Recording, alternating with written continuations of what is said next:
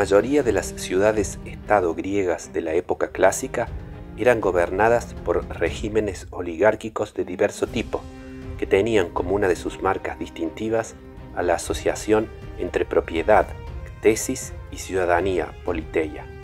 Atenas, en cambio, era gobernada por un régimen democrático, y eso significaba que incluso los pobres y desposeídos podían participar de la vida pública.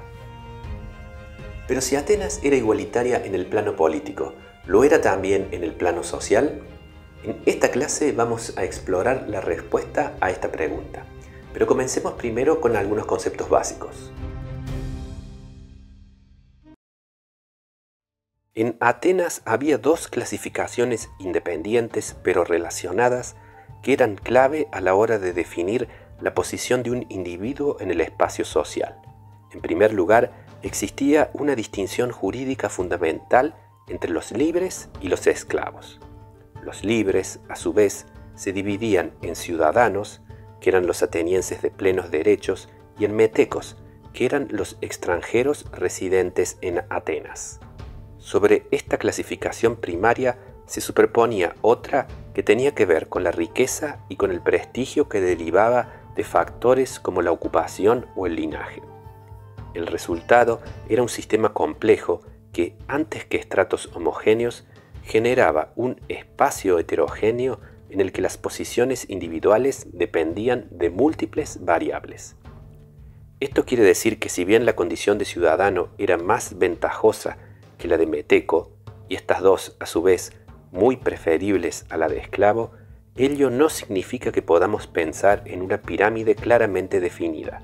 Podía haber metecos con ingresos y condiciones de vida muy superiores a las de la mayoría de los ciudadanos, y pequeños grupos de esclavos, como aquellos que eran propiedad del Estado ateniense, que gozaban de muchas ventajas respecto del resto de sus pares.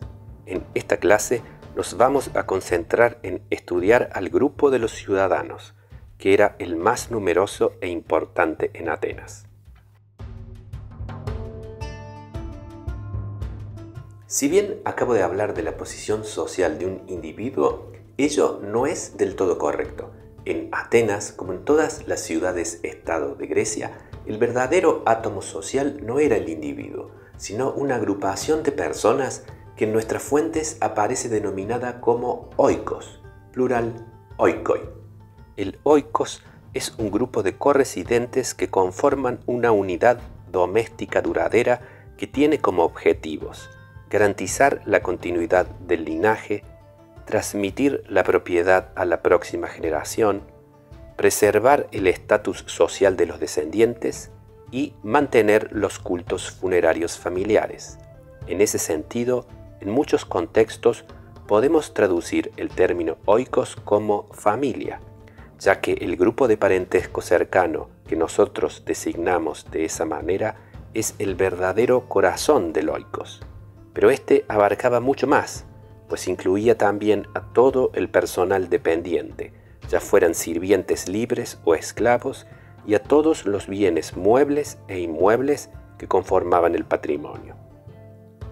El jefe del oikos era el kyrios o señor, al que tanto la tradición como la ley le garantizaban una amplia autoridad sobre todos los integrantes de su pequeña comunidad, su esposa, Gynö, sus hijas no casadas, Korai, sus hijos menores de edad, Paides, sus dependientes libres y serviles, Oiketai y Duloi, y también sobre los bienes que conformaban su patrimonio.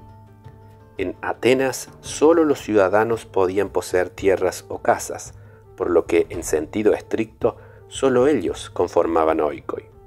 Eran los bienes del oikos y sobre todo las tierras productivas que éste incluía el principal factor que determinaba el estatus social de un ciudadano y el papel que éste podía desempeñar en la vida pública de la polis. Los atenienses creían firmemente en el mito de su autoctonía, es decir, en el hecho de que se trataba de un pueblo nacido de la misma tierra del Ática y no emigrado hacia allí desde otra parte. Por ello, la identificación de los ciudadanos con la tierra cultivada de su territorio era muy fuerte. Un extranjero residente, es decir, un meteco, podía obtener el derecho a la adquisición de tierra y vivienda, la entesis ges kai oikias, pero se trataba de un privilegio especial y excepcional que solo era concedido muy raramente. En la mayoría de las ciudades-estado griegas, la ciudadanía estaba restringida a quienes poseían una parcela agrícola en el territorio de la comunidad. Atenas era singular en el mundo griego, ya que gradualmente extendió la ciudadanía plena mediante las reformas de Solón y Clístenes también hacia aquellos que carecían de tierras o tenían muy pocas, el grupo social que en griego recibe el nombre de Thetes. La conexión entre tierra y ciudadanía era entonces muy fuerte en Atenas, pero no excluyente como en otras partes de Grecia. Todo oikos pertenecía a un grupo de parentesco más extenso que se denominaba genos, y a su vez cada genos pertenecía a una agrupación más amplia denominada hermandad, en griego fratría. En la época arcaica, la ciudadanía de un ateniense dependía de su pertenencia a una fratría. En diversos festivales religiosos durante el año, un ciudadano presentaba en su fratría a su esposa para que fuera conocida y a sus hijos para que fueran aceptados y registrados, lo que implicaba probablemente un voto de los integrantes. Ese registro era, en consecuencia, la clave para contar como un ciudadano efectivo de Atenas. Desde las reformas de Clístenes, como vimos en otra clase, la función del registro de los ciudadanos fue transferida de las tradicionales fratrías a los demoi, las nuevas circunscripciones cívicas creadas por la reforma democrática. El procedimiento no debe, sin embargo, haber cambiado demasiado. El padre era el responsable de presentar a su hijo para que fuera registrado. En 451 o 450 a.C., Pericles impulsó una ley que hizo más restrictivo el acceso a la ciudadanía. Para ser ciudadano se exigiría desde ese momento también una madre ateniense y no solo un padre. Los motivos de esta medida han sido y siguen siendo debatidos, pero las fuentes antiguas la explican por un gran crecimiento en el número de ciudadanos que hacía necesario tomar medidas restrictivas. Parece que no era imposible conseguir registrarse de manera fraudulenta en una fratría o en un demos sin cumplimentar los requisitos necesarios. Por ello, existía en Atenas un procedimiento legal específico, la xenias graphae, por el cual se podía atacar la ciudadanía de una ateniense y demostrar que se trataba de una condición usurpada de manera ilegítima. En caso de ser condenado, el acusado no solo perdía la ciudadanía, sino que sus propiedades eran confiscadas por la polis y él mismo era vendido como esclavo.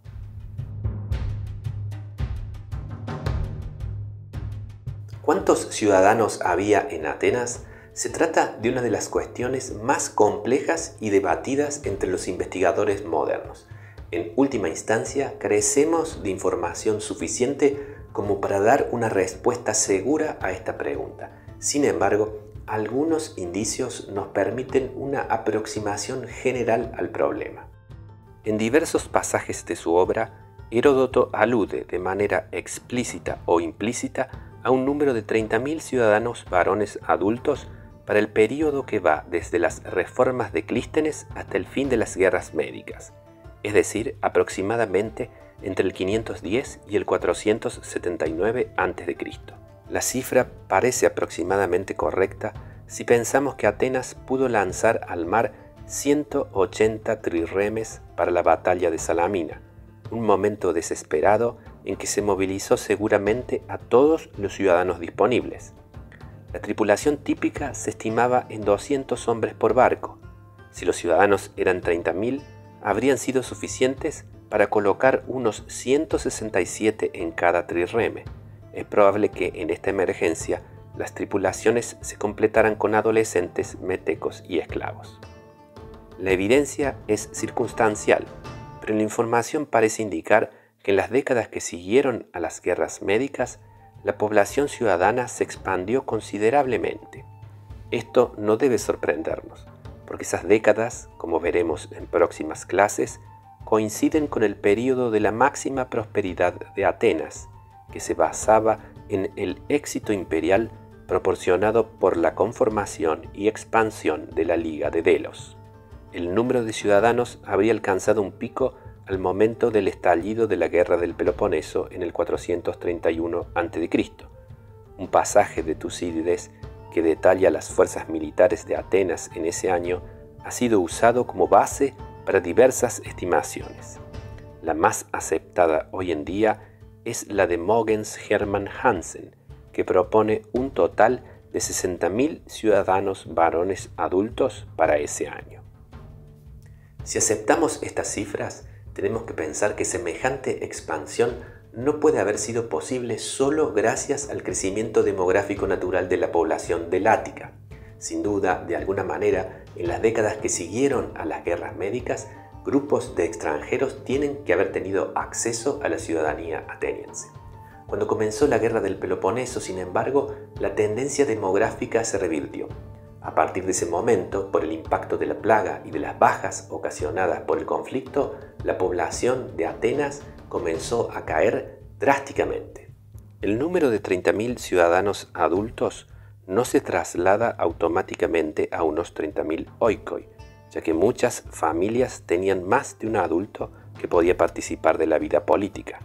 La cifra de 1,25 adultos por oikos ha sido adoptada como un promedio conveniente, y ello arrojaría un total de 24.000 oikoi o unidades domésticas para el final de las guerras médicas. Tomando la misma base de cálculo para el 431 a.C., los 60.000 ciudadanos de la estimación de Hansen equivaldrían a 48.000 oikoi. Si calculamos 4 integrantes ciudadanos por oikos, esposo, esposa y 2 hijos, eso nos da una idea del orden de magnitud aproximado de la población ciudadana de Atenas, que habría sido de 96.000 a finales de las guerras médicas, para llegar a los 192.000 al momento de comenzar la Guerra del Peloponeso.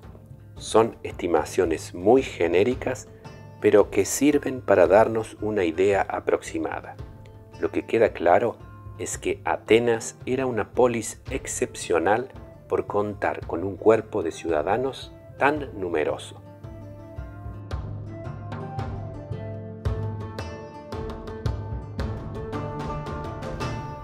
Como desde tiempos de Solón se encontraba vigente un sistema de clasificación de los ciudadanos en 4 clases según sus ingresos, podemos formarnos una idea algo más precisa de la desigualdad económica en Atenas que para las restantes poleis de Grecia. Las clases solónicas se clasificaban según las rentas medidas en medimnoi de cereal. El medimnos era una medida de volumen equivalente a 52,5 litros. Estas clases siguieron vigentes durante todo el período democrático, ya que se seguía exigiendo la pertenencia a determinadas categorías de ingresos para acceder a funciones políticas específicas. De todos modos, parece indiscutible que esa clasificación fue gradualmente perdiendo peso a lo largo del tiempo. Veamos en detalle los diferentes estratos. A la cabeza de la sociedad ateniense se encontraba una reducida élite que tenía en la riqueza su marca distintiva. Era un sector que podemos identificar con las 2 primeras clases del sistema solónico, la de los pentacosiomedimnoi, aquellos que tenían ingresos equivalentes a 500 o más medimnoi de cereal, y la clase de los hipeis, que eran aquellos que tenían ingresos entre 300 y 499 medimnoi. Una de las marcas distintivas de este sector social era la posesión de caballos, en griego hipotrofía. Un caballo era costoso de mantener y era necesario dedicarle algunas hectáreas para que pudiera pastar. En un territorio como el Ática, en el que la buena tierra escaseaba, era un lujo que solo los terratenientes acomodados podían permitirse. Pensemos que el Ática tenía una superficie de 2.500 kilómetros cuadrados, de los que se estima que aproximadamente un tercio era cultivable, es decir, unas 83.333 hectáreas. De este sector social se reclutaba entonces el cuerpo de caballería del ejército ateniense, pero como era una unidad muy pequeña, el resto de los ciudadanos de este grupo servían como hoplitas. Hans van Bees ha estimado que un mínimo de 13 hectáreas eran necesarias para obtener la renta de 300 medimnoi que marcaba el ingreso a la clase de los hippeis. 21,75 hectáreas habrían, a su vez, sido necesarias para ingresar a la clase de los más ricos. Pueden parecer dimensiones pequeñas, pero debe tenerse en cuenta que esas cifras representan mínimos y que dentro de cada clase el promedio se habría ubicado claramente por encima. ¿Cuántos ciudadanos contaban con recursos suficientes para pertenecer a estas clases? Sin dudas, se trataba de un grupo muy reducido. Van Bees estima que para el año 431 a.C. había 2.000 adultos en estas dos clases, lo que equivaldría a 1.600 oikoi. Esto representaría apenas un 3,33% del total de los ciudadanos. Si tomamos un promedio arbitrario pero creíble de 20 hectáreas por cada oikos de estas dos clases, ello indica que estas familias poseían unas 32.000 hectáreas de tierra, es decir, que este poco más del 3% más rico de la población poseía probablemente alrededor de un 38% de la tierra cultivable. Junto con la riqueza y el uso de caballos, el ocio, lo que los griegos llamaban scholé, era la tercera gran marca distintiva de este sector. Con ocio me refiero a que este grupo de ciudadanos estaba totalmente liberado de la necesidad de trabajar o de preocuparse por sus ingresos. ¿A qué dedicaban entonces su tiempo? La política, la literatura, la filosofía y las demás áreas de actividad intelectual eran la norma. De este estrato provenían entonces tanto la mayoría de los generales y estadistas que condujeron los destinos de la democracia ateniense, líderes como Simón o Pericles, y también la mayoría de los autores de obras literarias, personajes como Tucídides o Sófocles. El núcleo de esta élite estaba compuesto por las viejas familias eupátridas, es decir, los tradicionales linajes aristocráticos de la Atenas arcaica. Sin embargo, desde las reformas de Solón y Clístenes y mucho más en el siglo V a.C., la prosperidad económica había dado origen a nuevas fortunas que se habían creado en sectores como la minería, la producción artesanal o el comercio. El ejemplo paradigmático de este nuevo tipo de rico es Nicias, quien sería un político prominente durante la Guerra del Peloponeso. Una característica distintiva de la sociedad ateniense era que los ciudadanos más ricos estaban obligados a financiar costosas actividades públicas en beneficio de la comunidad. Estas cargas recibían el nombre de liturgias, liturgiae. Este sistema cubría áreas tan diversas como el financiamiento de la flota ateniense o la organización de los principales festivales religiosos de la comunidad. Dentro de este rubro se incluía también el financiamiento de las representaciones teatrales trágicas y cómicas que eran un rasgo peculiar de la cultura ateniense. Por supuesto, demostrar generosidad en el desempeño de las liturgias era una forma de obtener un favor popular que podía transformarse en apoyo político. Ese fue uno de los factores que permitió, por ejemplo, a Simón, uno de los ciudadanos más ricos de Atenas, mantenerse por décadas como uno de los líderes políticos de la ciudad.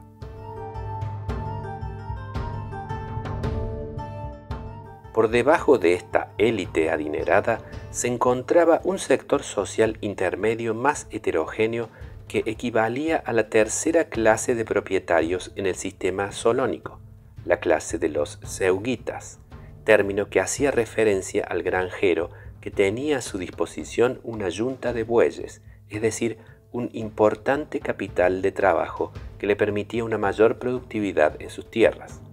Así como la élite de las dos primeras clases se identificaba con el servicio de caballería, los Seugitai estaban esencialmente asociados con la infantería hoplita, formando parte de una lista en su demos de registro según la cual eran convocados en caso de guerra. ¿Cuánta tierra era necesaria para pertenecer a esta clase de granjeros medianos? Las estimaciones varían considerablemente. Según los cálculos de Van Bees, se requerían entre 8,7 y 13 hectáreas. Otros investigadores han propuesto un mínimo de 5 hectáreas y una yunta de bueyes. Pero sea como fuere, no debemos olvidar que no todos los integrantes de este sector social serían granjeros. Existía, sin duda, también un número de integrantes de la clase hoplítica que obtenían sus ingresos, al menos parcialmente, de otras actividades más allá de la agricultura. Un buen ejemplo de ello es el caso del filósofo Sócrates. Si bien Van Bees ha especulado con que Sócrates no alcanzaba el censo de esta clase y que entonces peleó en algunas batallas como voluntario, esto es una especulación sin base en la evidencia. El entorno de las relaciones sociales de Sócrates no es, sin dudas, el de un humilde jornalero, un Ces. Más bien, su participación como miembro del Consejo de los 500 y su servicio como hoplita en Potidea y en otras campañas indica claramente una pertenencia a la clase de los Seugitai, a pesar de que no tenía tierras ni se dedicaba a la agricultura. Otro tanto indica la cercanía de su familia con la del estadista Arístides. La tradición posterior adjudica al padre de Sócrates un entorno artesanal. ¿Cuán numeroso era este sector medio de la sociedad ateniense? En las primeras décadas del siglo V a.C., en momentos de crisis como Maratón y durante las campañas paralelas de Platea y Mícala, Atenas podía movilizar alrededor de 9.000 hoplitas. Sin embargo, en este número deben estar incluidos por lo menos unos 1.000 integrantes de las dos primeras clases, ya que los griegos no parecen haber contado con ninguna caballería en Maratón. Eso nos deja 8.000 Seugitai. Ese número se habría expandido hasta los 13.000 hoplitas regulares que Tucídides menciona para el año 431 a.C. El historiador añade que los atenienses contaban también con otros 16.000 soldados para la defensa de las fortificaciones y murallas, pero aclara que estos eran reunidos de los ciudadanos más jóvenes y los más viejos, y también de los metecos que podían equiparse como hoplitas.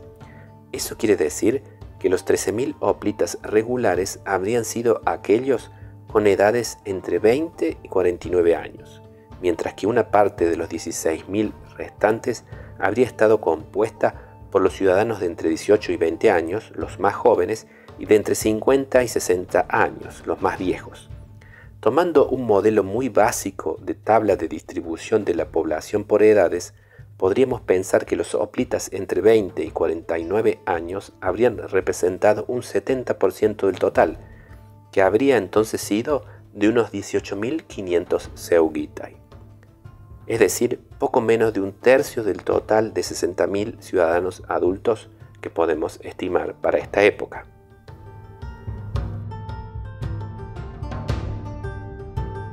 El resto de los ciudadanos habría correspondido finalmente a la clase de los Cetes, que habría sido la más numerosa, con casi 2/3 del total de la población.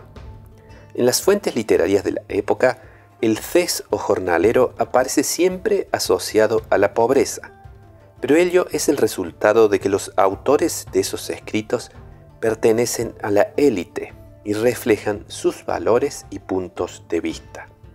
En la clase de los cetes encontraríamos sin duda a muchos pequeños campesinos con parcelas por debajo de las necesarias para el censo de los Seugitai, algunos con mucho menos, y a un número también importante de ciudadanos que carecían de tierras en absoluto y obtenían sus ingresos como jornaleros, artesanos, etc.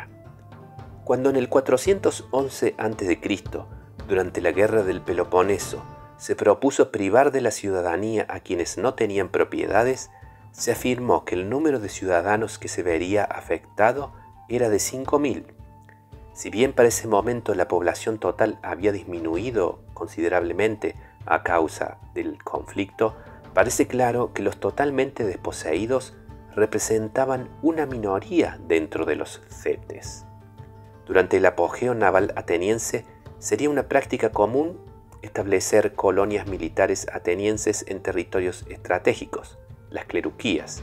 En ellas se asentaba a los ciudadanos pobres que recibían en concesión una parcela a cambio de prestar servicio militar como hoplitas. Este mecanismo servía también para reducir el número de desposeídos entre los más pobres. El rasgo distintivo de todo este sector social era que, aun aquellos que tenían algunas propiedades, debían complementar sus ingresos trabajando para otros. Eso era precisamente a lo que hacía referencia el vocablo cetes, a su condición de asalariados y a la dependencia de terceros. Como los valores sociales dominantes eran los de la élite agraria, la condición de los cetes era juzgada muy negativamente, aunque muchos de ellos eran seguramente bastante prósperos. Ocasionalmente, algunos cetes podían pelear como voluntarios hoplitas en el ejército, pero, en contra de lo que creen algunos historiadores modernos, la evidencia antigua indica que esto no era algo común. Su papel militar era, sin embargo, importante, porque los cetes eran el sector social del que se reclutaban las tripulaciones de remeros para los trirremes de la flota ateniense y también la infantería ligera. Como reconoce el autor del pequeño panfleto oligárquico conocido como La Constitución de los Atenienses, atribuido tradicionalmente a Jenofonte, los pobres de Atenas desempeñaban un papel central en la flota, y como esta era la base del poderío de la ciudad, parecía legítimo que este grupo también tuviera acceso a las magistraturas y a hacer oír su voz en la toma de decisiones. El servicio en la flota ateniense no solo daba prestigio a los ciudadanos más pobres, también era una fuente esencial de ingresos para ellos, ya que las tripulaciones recibían un salario. Desde la época de Pericles se introdujeron también pagos y subsidios para compensar a los ciudadanos que servían a la polis, y el sistema se fue extendiendo a más actividades con el paso del tiempo. Se pagaba el dicasticón a quienes servían como jurados populares, el buleticón a los que formaban parte del Consejo de los 500 y el eclesiasticón a los que asistían a la asamblea. También había una retribución a quienes se desempeñaban en una magistratura. Para los ciudadanos pobres de Atenas, la democracia no representaba entonces solo un sistema que les hacía participar de la toma de decisiones, sino que era también un mecanismo que les permitía beneficiarse del éxito de la ciudad, obteniendo ingresos que eran clave para su subsistencia.